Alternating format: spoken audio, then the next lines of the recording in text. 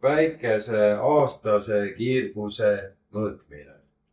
Selleks me avame arvutis programmi Solar kalkulaator, seadistame Eesti laiuskraadi 59 kraadi, paneme mõõtekuupäevaks 22. jaanuar ja näeme, et päikese maksimaalne nurk on 12 kraadi. Et me siis saame seda päikese valgustuse nurka siis sättida. Kõigepealt ühendame päikesepaneeli ampermeetriga ja mõõdame päikesepaneeli voolu.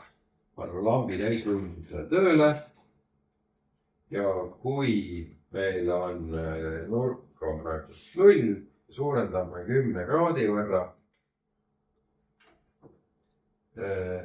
Et jaanuaris on see päikese nurk 12 kraadi. Ja nüüd me näeme, et meie valguse päikesepaneeli vool on 0,04 amprit. Paneme nüüd järgmise kuu veebruar ja saame teada, et meie nurk on 21 kraadi. Selleks suurendame veel päikesepaneeli nurka 10 kraadi.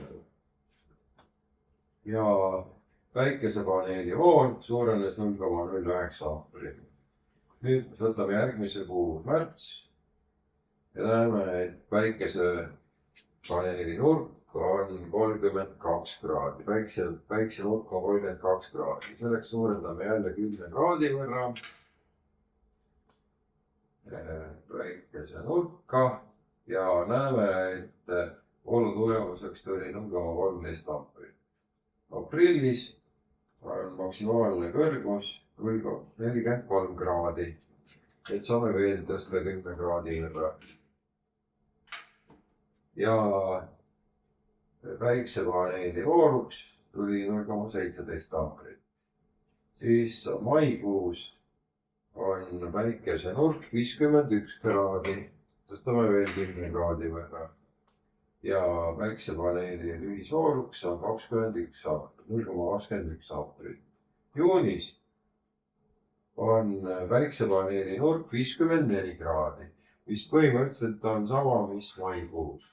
Ehk me saame tabelisse panna selle sama voolu 0,21 amprit. Juulis on päikese nurk 51 kraadi. Ja me saame jälle sama numbri panna seda tabelisse.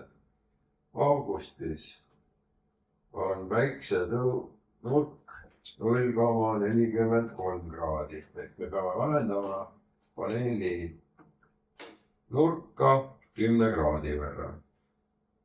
Ja me saame panna tabelisse voolu 0,17 amprit. Septembris on päikese nurk 10 kraadi võrra väiksem, et vähendame jälle paneeli nurka. Oktoobris on 20 kraadi, et vähendame jälle 10 kraadi võrra. Novembris on 11 kraadi, vähendame veel 10 kraadi võrra. Ja detsembris on 8 kraadi, et meie katse puhul jääb see nurk samaks. Et nüüd me siis saame vaadata, mis kuudes on päike kõige kõrgemal.